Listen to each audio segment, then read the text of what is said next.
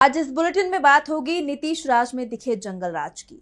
बिहार में जारी वोटर अधिकार यात्रा की। देखेंगे एसआईआर पर क्यों सुप्रीम कोर्ट से चुनाव आयोग को लग सकता है बड़ा झटका।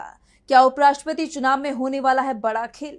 जानेंगे कैसे केंद्र सरकार के फैसले से पड़ गई बीजेपी में फूट। और बुलेटिन के आखिर में देखेंगे पीएम मोदी के जापान दौरे को। लेकिन दिन भर की तमाम बड़ी खबरों से पहले एक नजर आज की सुर्खियों पर। आरबीआई के पूर्व गवर्नर उर्जित पटेल बने आईएमएफ के एग्जीक्यूटिव डायरेक्टर। सदस्य देशों को लोन देने से लेकर उनके आर्थिक प्रभाव देखने की संभालेंगे जिम्मेदारी। 2018 के बिटकॉइन लूट मामले में बीजेपी के पूर्व विधायक नलिन कोटड़िया समेत 14 आरोपियों को आजीवन कारावास की सजा। अहमदाबाद सिटी सेशंस कोर्ट की एसीबी अदालत का फैसला। हॉकी एशिया कप 2025 में मेजबान भारत ने जीता अपना पहला मैच। पूल ए के मुकाबले में चीन को 4-3 से दी मात। हरमनप्रीत सिंह ने लगाई हैट्रिक। लाल निशान पर बंद हुआ बाजार। 270 अंकों की गिरावट के साथ 79,809 पर बंद हुआ सेंसेक्स। तो वहीं 74 अंकों की गिरावट के साथ 24,426 पर बंद हुआ निफ्टी। ये तो थी सुर्खियां। अब बात आज की सबसे बड़ी खबर की। कांग्रेस के मंच से एक युवक ने पीएम मोदी के खिलाफ आपत्तिजनक शब्द कहे। जिस युवक ने ये शब्द कहे वो कांग्रेस का कार्यकर्ता भी नहीं है, लेकिन बीजेपी ने इसे बड़ा मुद्दा बना दिया और बिहार में जमकर हिंसा का खेल खेला। कांग्रेस कार्यालय पर भी हमला कर दिया। पुलिस और प्रशासन मूक दर्शक बना देखता रहा, क्योंकि सरकार में शामिल लोग ही कानून हाथ में ले रहे थे, जिस पर कांग्रेस भड़क उठी। राहुल गांधी ने भी इस पर तीखी प्रतिक्रिया दी है। तो क्या है पूरा मामला, देखिए इस रिपोर्ट में। बीजेपी विधायक और नीतीश सरकार में मंत्री नितिन नवीन, दीघा विधायक संजीव चौरसिया अपने साथ सैकड़ों लोगों को लेकर अचानक ही पटना में कांग्रेस मुख्यालय सदाकत आश्रम पहुंच गए।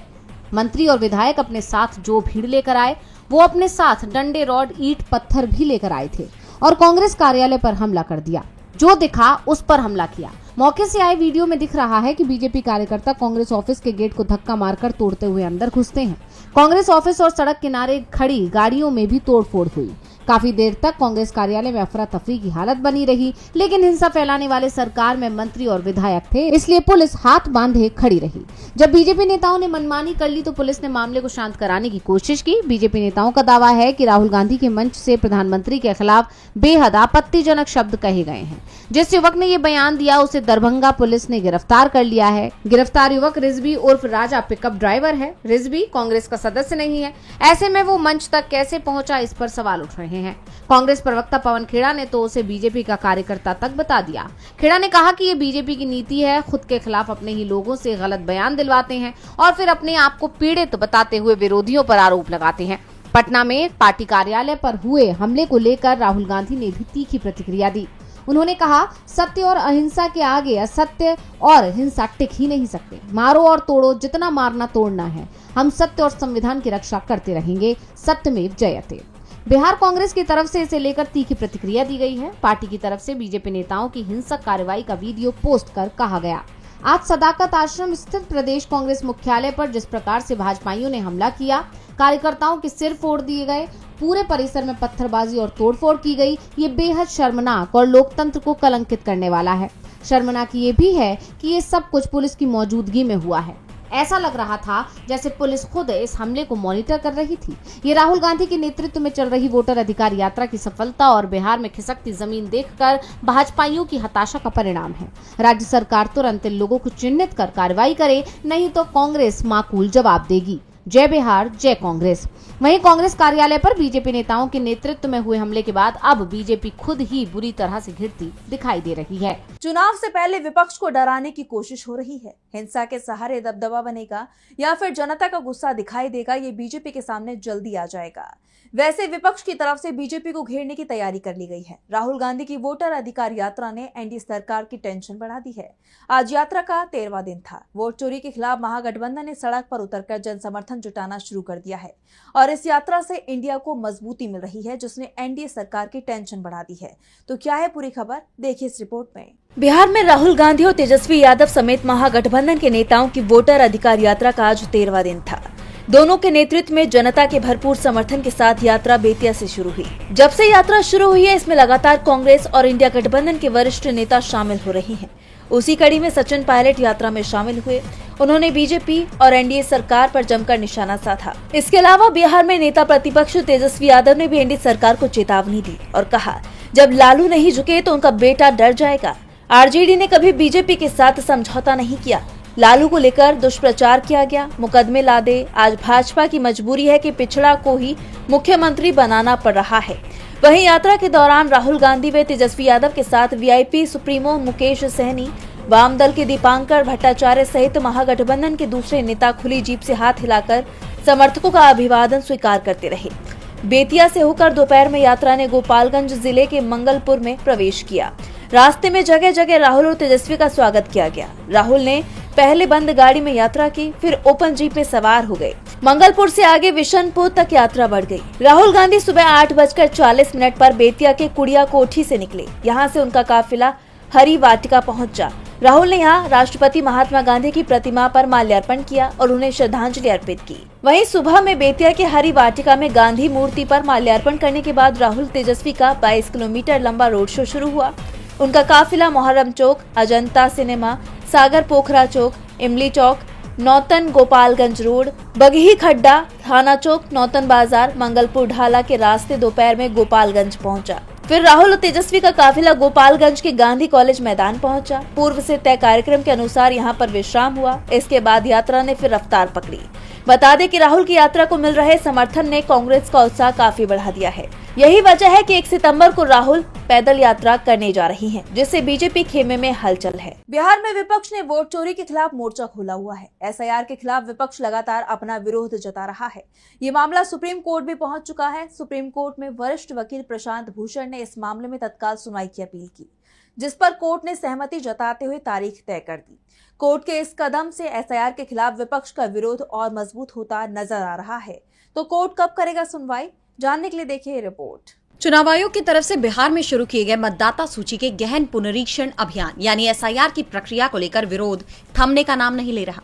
इसके बावजूद आयोग इस प्रक्रिया को दूसरे राज्यों में भी लागू करने की तैयारी में है, लेकिन उससे पहले उसे सुप्रीम कोर्ट से बड़ा झटका लग सकता है, क्योंकि सर्वोच्च अदालत ने एसआईआर से जुड़ी याचिकाओं पर तत्काल सुनवाई के लिए सहमति जता दी है।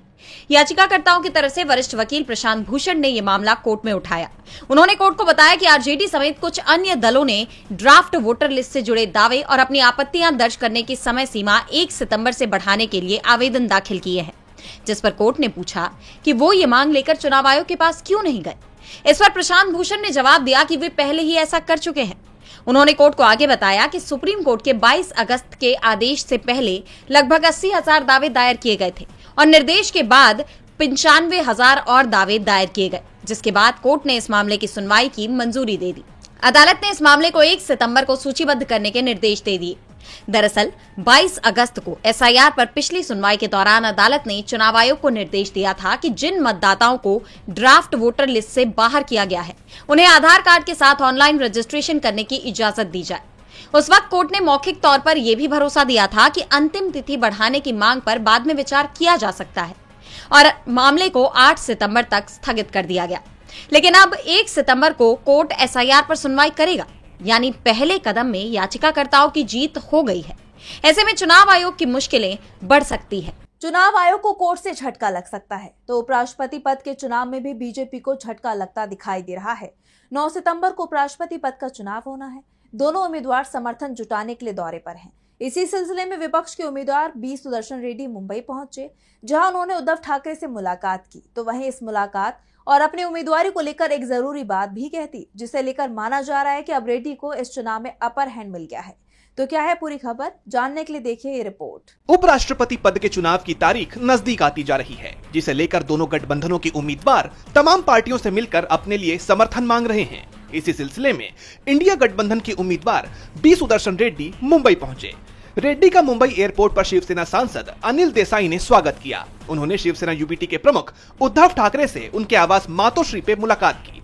इस दौरान उद्धव ठाकरे ने रेड्डी को आश्वस्त किया कि उनकी पार्टी और महाविकास अघाड़ी की पार्टियां भी इस चुनाव में उनका पूरा समर्थन करेंगे।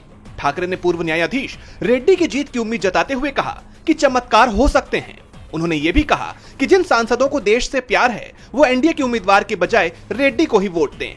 रेड्डी ने अपनी उम्मीदवारी पर ठाकरे के समर्थन के लिए उनका आभार व्यक्त करते हुए कहा कि उद्धव ठाकरे के समर्थन के बगैर विपक्ष में मेरी उम्मीदवारी पर आम सहमति संभव ही नहीं होती। सब विपक्ष पार्टी के जो सहमत बनी है वो उद्धव जी के बगैर नहीं हो सकता, ये बात मुझे मालूम है। इस चुनाव में शिवसेना यूपीटी का समर्थन मिलने से इंडिया गठबंधन को मजबूती मिलती हुई दिख रही है।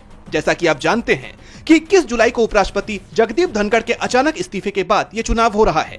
जहां विपक्ष ने रेड्डी पर दांव चला है, तो वहीं एनडीए ने महाराष्ट्र के राज्यपाल सीपी राधाकृष्णन को अपना उम्मीदवार बनाया है। अब सबकी निगाहें 9 सितंबर पर टिकी हैं, जिस दिन देश को नया उपराष्ट्रपति मिलेगा। उपराष्ट्रपति चुनाव में इंडिया गठबंधन के उम्मीदवार बी सुदर्शन रेड्डी अपनी स्थिति को लगातार मजबूत बना रहे हैं, जो मोदी सरकार की चिंता बढ़ा रहा है। तो मोदी सरकार के फैसले देश के किसानों की चिंता बढ़ा रहे हैं।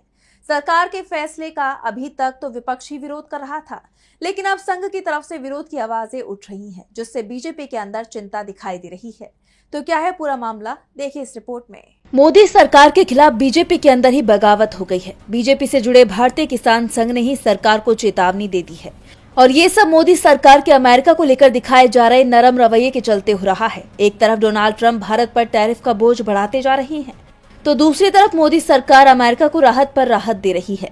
अमेरिका ने भारत पर 50% का टैरिफ लगाया, तो बदले में मोदी सरकार ने अमेरिका से आने वाले कपास के शुल्क मुक्त आयात को 31 दिसंबर तक कर दिया। इसे लेकर बीजेपी और आरएसएस से जुड़े भारतीय किसान संघ ने ऐतराज जताया है। भारतीय किसान संघ का कहना है कि मोदी सरकार के इस कदम से घरेलू किसानों को भारी नुकसान होगा और लंबे समय में भारत की निर्भरता आयात पर बढ़ जाएगी। इस फैसले पर न सिर्फ विरोध जताया गया, बल्कि किसान संघ ने वित्त मंत्री निर्मला सीतारमण को पत्र भी लिखा है। किसान संघ ने अपने पत्र में कहा है कि 320 लाख बेल्स कपास का सालाना उत्पादन भारत में होता है, जबकि घरेलू डिमांड 391 लाख बेल्स की है। कपास की कीमतें पहले ही 7,000 रुपए प्रति क्विंटल से घटकर 6,000 पर आ चुकी है। अगर टैक्स फ्री इंपोर्ट जारी रहा तो कीमतों में और कमी आ सकती है। भारतीय किसान संघ के महामंत्री मोहन मित्रा का कहना है कि सरकार को अपने निर्णय पर दोबारा विचार करना चाहिए। बता दें कि विपक्ष भी मोदी सरकार के फैसले का विरोध कर रहा है और इसे ट्रंप के दबाव में लिया गया फैसला बता रहा है। बीजेपी और संघ मोदी सरकार के फैसले से नाराज दिखाई दे रही है। सरकार पर दबाव बनाया जा रहा है कि वो कपास पर टैरिफ में छूट के फैसले को पलट दे। अब मोदी सरकार पलटी मारेगी या नहीं, ये जल्द ही साफ हो जाएगा, लेकिन संघ प्रमुख जरूर पलटी मार गए हैं। उन्होंने पीएम के रिटायरमेंट को लेकर जो कहा, उससे वो खुद फंसते हुए नजर आ रही हैं। तो क्या है पूरा मामला, देखिए इस रिपोर्ट में।